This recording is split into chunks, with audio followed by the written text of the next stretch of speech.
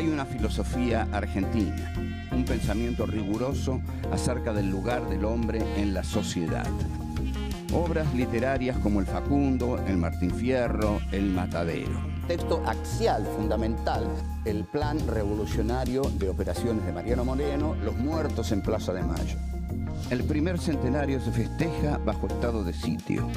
Las cartas a Lavalle deciden el fusilamiento de Dorrego.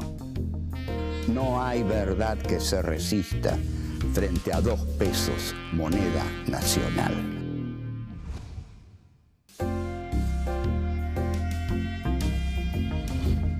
Encuentro 5.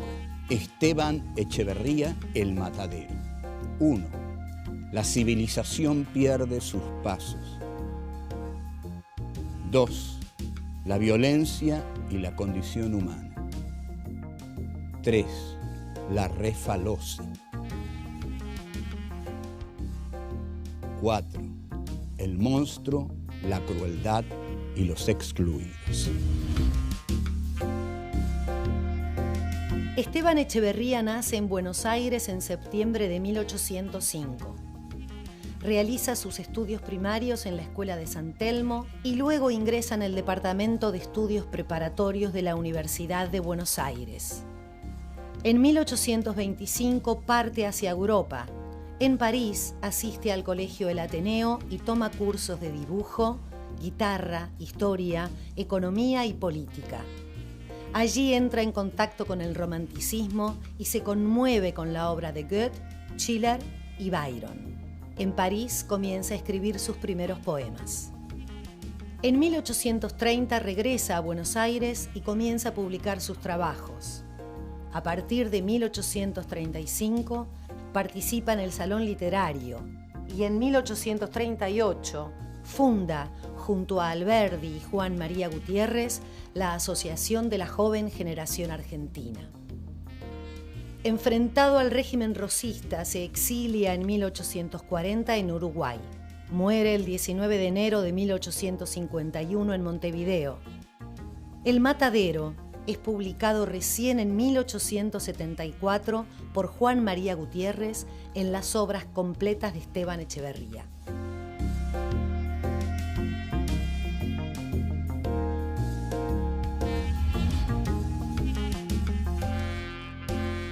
En 1835, don Juan Manuel de Rosas asume como gobernador de la provincia de Buenos Aires y asume también como el vengador de Juan Facundo Quiroga, que había sido asesinado en Barranca Yaco. A Facundo Quiroga le encuentran ensangrentada entre sus ropas la que es quizás el documento político más importante de don Juan Manuel de Rosas, que es la Carta de la Hacienda de Figueroa, que es una hacienda en la cual Rosas y Facundo se despiden y desde ahí Rosas le escribe la carta. En 1835, lo que estaba pasando en Buenos Aires en el ámbito intelectual era que se había creado en la librería de Marcos Sastre un salón literario. Este salón literario es quizás el de nuestra primera generación de intelectuales, ¿no? De hombres ligados a la cultura, a la élite cultural, cuya cabeza hegemónica es Esteban Echeverría, que había viajado a Francia y que había vuelto de París con todas las últimas novedades de la cultura francesa, más o menos como sigue ocurriendo de algún modo en el campo filosófico actualmente, que estamos todos muy al tanto de lo que piensa el último francesito de moda. Pero bueno, ahí llega Echeverría y en el salón literario se reúnen Echeverría, Juan Bautista Alberdi, José María Gutiérrez, Marcos Sastre, y me importa decir algo sobre Juan Bautista Alberdi. No hay que recuperar solamente al Alberdi de las bases y el crimen de la guerra. Está el Alberdi del fragmento preliminar al estudio del derecho, en el cual Alberdi le ofrece a Rosas, notable, le ofrece a Rosas ser su ideólogo. Es el primer gran desajuste entre un intelectual y un líder de masas. Rosas no lee a Alberdi y Alberdi termina exiliándose en Montevideo. El que es realmente agresivo con Rosas es Esteban Echeverría. Echeverría, que había publicado La cautiva, escribe un cuento de una inusual brutalidad que recién en 1874 Juan María Gutiérrez, en las obras completas de Echeverría, habrá de publicar. Pero Echeverría lo escribe entre 1835 y 1840 y el cuento se llama El Matadero y trata de ser, por supuesto, un cuento propagandístico, un cuento militante, un cuento para herir a la tiranía de Rosas, que así era considerado el gobierno de Rosas por los unitarios que se habían exiliado en Montevideo. El texto de Echeverría, por supuesto, es trasladado, va de mano en mano entre amigos, porque no se puede publicar y también no se puede publicar porque es demasiado terrible. Quizás por eso Echeverría cargó tanto las tintas, porque era un texto secreto para leer entre exiliados. Lo que narra el cuento es el cuento perfecto de la diferencia entre los civilizados y los bárbaros. El cuento se llama El Matadero porque ocurre en el matadero, donde Echeverría hace una descripción de la gente que trabaja en el matadero, que es la gente del rosismo, la gente que adhiere a la figura del restaurador de las leyes, que así se le decía a Rosas, y la descripción que hace Echeverría de esta gente es de un desdén, de un racismo, de un clasismo impresionante. Digamos, pocas veces se ha visto considerar a la clase, digamos, plebeya como una clase ligada, identificada con la animalidad. Son animales, es decir, carnean animales y a la vez ellos son animales. Los faenadores del matadero son también reses, como lo son las reses que ellos carnean. Andan en charcos de barro, andan entre sangre. Bueno, es un horror el cuadro que traza Echeverría. En contraste con esto, en brutal contraste con esto, viene un hombre de la cultura, un hombre de la civilización, un hombre de la racionalidad. Este hombre es un joven unitario que ha tenido la desgracia de extraviar sus pasos y de entrar en el matadero. El esquema que tenemos aquí es que la civilización pierde sus pasos y entra en la barbarie. Este joven que viene en silla inglesa, que viene muy elegantemente vestido, que tiene modales exquisitos porque es de la alta sociedad, ¿no? de la burguesía más alta o de la oligarquía más concentrada de Buenos Aires, un culto, pierde sus pasos en el matadero y ahí es muy mal recibido. Es muy mal recibido porque todos los del matadero se dan cuenta que quien ha llegado es evidentemente un unitario. Y seguimos más adelante.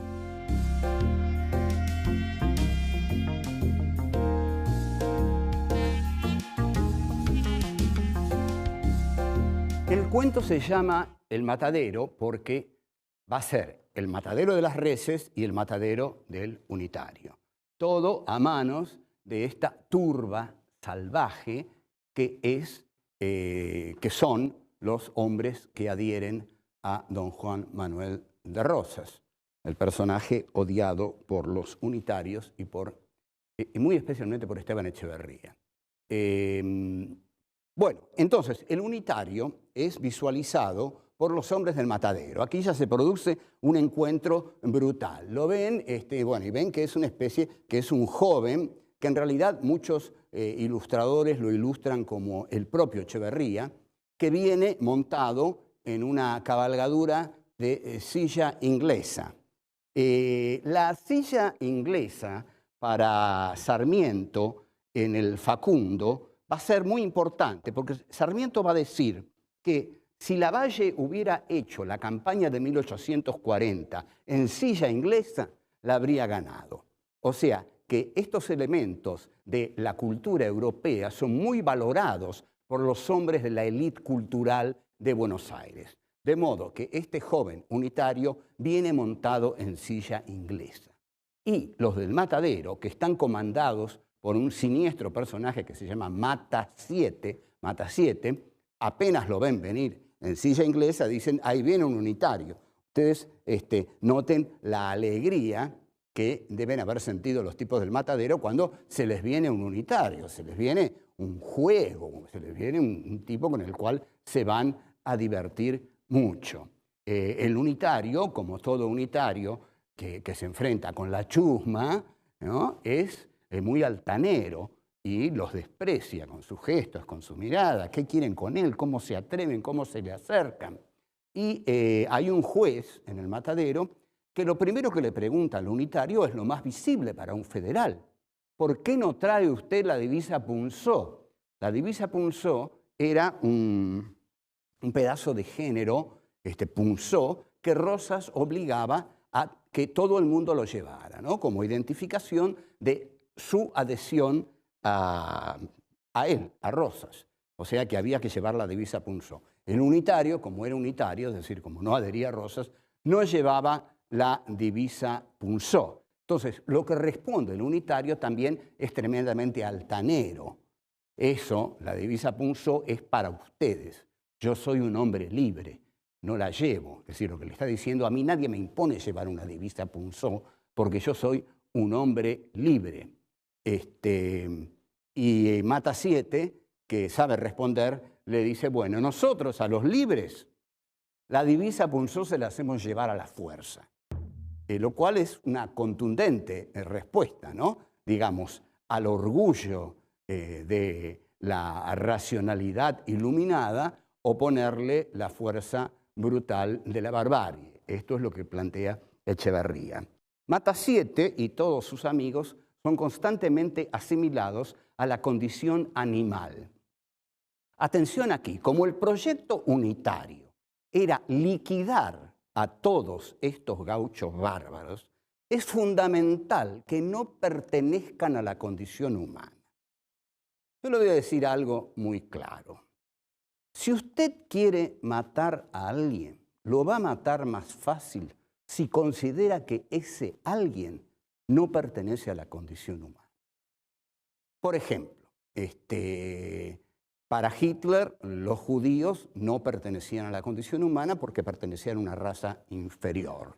Hay una famosa declaración, no quiero entrar mucho en esto, pero hay una famosa declaración del general Camps, jefe de la policía durante la dictadura de Videla en la provincia de Buenos Aires, que dice, nosotros no matamos personas, matamos subversivos. Entonces, el hecho de que Echeverría describa a estos hombres como animales está preparando el terreno para una represión feroz que el unitarismo de Buenos Aires va a llevar sobre las provincias. Entre tanto, lo que hace Echeverría es mostrar la crueldad de los federales. Atención aquí también, siempre que en un texto se muestra la crueldad del enemigo, es porque se está preparando y justificando la crueldad que uno, cuando esté en buenas condiciones, va a ejercer sobre ese enemigo. Entonces, a Echeverría, por supuesto, le interesa muchísimo demostrar que los federales son infinitamente crueles, porque luego ellos van a ser crueles con los federales. Los federales lo humillan al unitario, lo vejan, lo desnudan, algo que él no quiere aceptar de ninguna manera, y antes de aceptar estas terribles humillaciones se produce un hecho inesperado.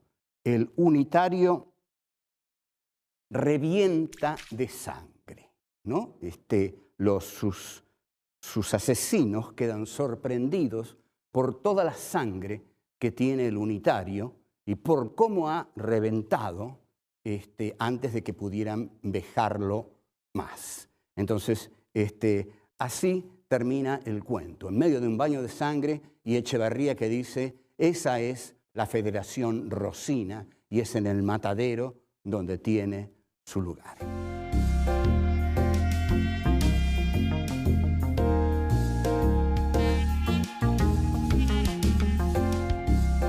Otro texto absolutamente sangriento de la literatura argentina, que está muy unida a la historia argentina, porque la literatura argentina se ha hecho, sobre todo en el siglo XIX, siguiendo o expresando a los hechos políticos de la Argentina. Tanto es así que hay muchos unitarios que después de leer el Facundo de Sarmiento decían, ahora sabemos por qué luchamos. El texto que voy a comentar, que es también tremendamente sanguinario y que está en la línea del matadero, es La Refalosa de Hilario Ascasubi. Es un poema gauchesco con la característica que es un poema gauchesco escrito por un poeta unitario. En el matadero y en La Refalosa se va a basar un cuento de Adolfo Bioy Casares y Jorge Luis Borges, que escriben presumiblemente en Montevideo y que se llama La fiesta del monstruo. Es un cuento tremendamente antiperonista, porque justamente lo escriben porque ellos sienten que Perón es una encarnación de Rosas, ¿no? De aquí que se haya publicado luego de la caída de Perón el libro negro de la segunda tiranía. Ascasubi toma la voz del mazorquero y a través de lo que el mazorquero dice, Ascasubi va a mostrar la infinita crueldad de los hombres de la mazorca. Lo que se le hace al martirizado es que con el cuchillo, no quiero abundar demasiado en eso para no impresionarlos, pero bueno, la cosa es así, con el cuchillo lo van cortando de a poco, pero el tipo está parado y va sangrando. Y cuando sangra mucho, se crea a sus pies una especie de charco de sangre. Por eso se llama La Refalosa, porque él resfala en su propia sangre. Hay una estrofa de Ascasubi que dice, ahí es donde empieza su aflicción, pero es su aflicción. Esta estrofa la ponen Borges y Bioy como acápite de La fiesta del monstruo. Ascasubi escribe, unitario que agarramos, lo amarramos y por atrás lo agarran los compañeros que empiezan a jugar con él, a jugar cruelmente con él, porque se trata de matarlo, pero antes de torturarlo. Entonces, esta es la crueldad que Ascasubi quiere mostrar en los mazorqueros. Y la cita que vamos a leer es la siguiente. Con un puñal bien templado y afilado, que se llama el quitapenas, le atravesamos las venas del pescuezo. Ustedes observen que el hallazgo de llamar al puñal el quitapenas, en verdad un puñal bien puede ser llamado el quitapenas, porque una vez que te clavan un puñal en la garganta, se te van todas las penas, digamos, que uno ya es la última pena. Vamos a otra cita. Larga sangre, la víctima, que es un gusto. O sea que al mazorquero le gusta mucho eso de verlo largar sangre. Y del susto entra a revolver los ojos. Esto es de una crueldad enorme, ¿no? La descripción de la pobre víctima que revuelve los ojos. En realidad no los revuelve, supongo, tanto del susto, sino de las heridas que está recibiendo. Cito de nuevo. De ahí se le cortan las orejas, barba, patilla y cejas. Los unitarios llevaban patilla. Y pelao lo dejamos arrumbao para que engorde algún chancho o carancho. Es horroroso, realmente hay que admitir que el texto de Hilario Ascasubi es horroroso, porque pensar que a este pobre personaje al final lo tiran a los chanchos, es la descripción de una crueldad que mayor no puede ser. Ricardo Rojas, en su Historia de la Literatura Argentina, va a decir que no conoce un texto de mayor crueldad que La Refalosa que escribe Hilario Ascasubi. La Refalosa está escrita con tanta habilidad por Ascasubi que en realidad realmente sentimos que nos habla un degollador de la mazorca, porque describe con tanta precisión, con tanta habilidad y con tanta crueldad y con tanto gusto y con tanto placer esa masacre, esa tortura a la que se somete al unitario, que solamente un cruel mazorquero puede matar así. Ahora hagamos la pregunta: si este hombre mata así, ¿cómo deberá morir? ¿Cómo se plantea matarlo cuando llegue la hora de la venganza?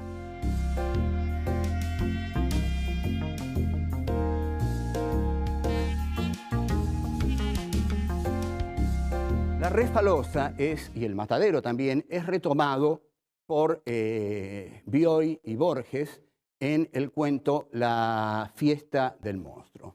La fiesta del monstruo tiene el mismo esquema del matadero. Comienza, en efecto, como dije, tiene como acápite la frase «ahí comienza su aflicción», que pertenece a la Refalosa.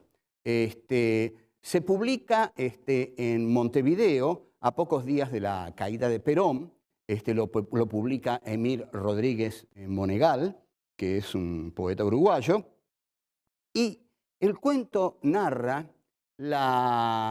el cuento está estructurado así: es un muchacho peronista que le cuenta a su novia, la Nelly, cómo le ha ido esa tarde en que salió con sus amigos para dirigirse a la plaza en la cual va a hablar el monstruo. El monstruo es Juan Domingo Perón, que para Borges y Bioy está totalmente adecuado llamarlo el monstruo. Es decir, los muchachos peronistas van a la plaza a oír la palabra del monstruo. ¿Con quién se encuentran? Se encuentran no con un unitario, sino que se encuentran con un muchacho judío, porque el interés de Bioy y de Borges es decir que el peronismo es fascista, que el peronismo es nazismo. Entonces, ¿a quién le van a poner a la muchachada bruta y brutal peronista? A un sinagoga, como dicen ellos con cierta gracia, a un rusovita, a un miserable cuatro ojos, como dicen los muchachos de la pandilla peronista, y le piden que salude al retrato del monstruo, que es el retrato de Perón. El muchacho judío, al que ellos siguen llamando Quimicointas, Rusovita, se niega a hacerlo, un poco como el unitario de Echeverría, ¿no?, que se niega a hacer las cosas que le piden los bárbaros del matadero, y los muchachos peronistas, que son totalmente brutales, brutos y brutales, en el cuento de Bioy y de Borges, comienzan a apedrearlo sin ninguna piedad, y Borges y Bioy describen con gran crueldad, en el estilo de Echeverría y de Ascasubi, cómo las piedras van desfigurando el rostro del muchacho judío, que iba con los libros, que no tenía, según dice el protagonista, la estampa del Deportivo, y hasta que llegan a la descripción más cruel de decir que la sangre era un chorro negro, la sangre de un chorro negro, y el protagonista dice: yo me calenté con la sangre, es decir, la sangre lo excita, el asesinato lo excita, hasta que cae muerto. Cae muerto y le siguen tirando piedras a un muerto, y Borges y Bioy escriben una frase tremendamente dolorosa, porque dicen: le arrojábamos piedras que ya no le dolían. Entonces, agarran esto muy bien, supongo. le arrojan piedras que ya no le duelen, porque le arrojan piedras cuando ya está muerto. Hasta este punto llega la crueldad de estos jóvenes peronistas. Y aquí es donde uno vuelve a preguntarse lo que me vengo preguntando constantemente. Cuando se marca esta crueldad en el adversario, ¿no se está preparando la propia crueldad? ¿No es la justificación de la propia crueldad? Efectivamente, a partir de la llamada Revolución Libertadora, se ejerce una enorme crueldad sobre el movimiento peronista, ¿no? Sobre todo a partir del artículo 4161, en el cual se impide nombrar a Perón, se hace desaparecer a Eva Perón, en fin, se masacra a 28 militantes en José León Suárez.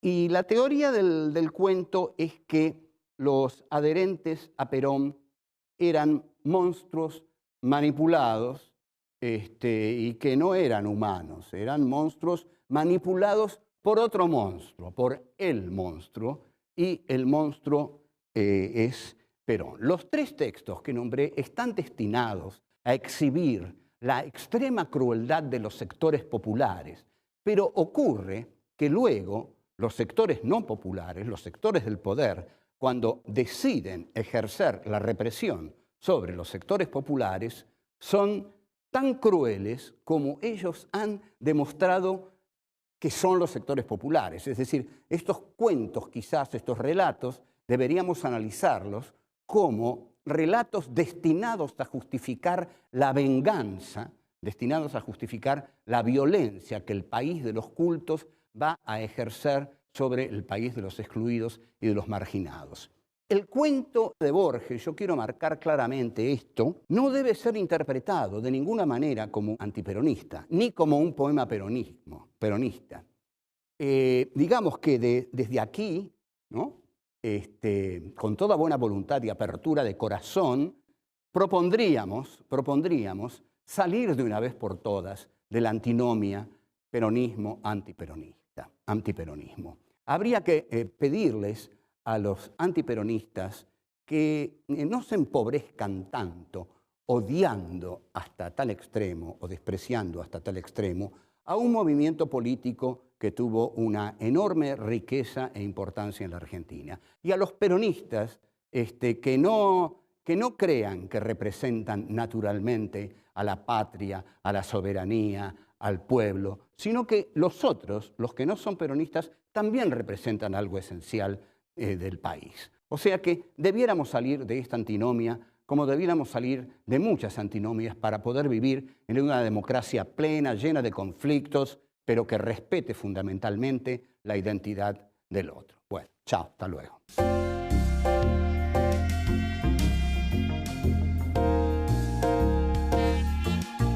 El cuento se llama El Matadero porque va a ser el matadero de las reses y el matadero del unitario.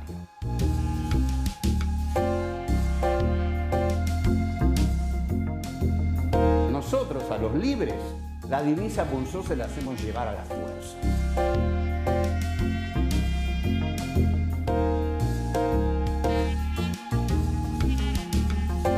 Con un puñal bien templado y afilado que se llama el quitapenas, le atravesamos las venas del pescuezo.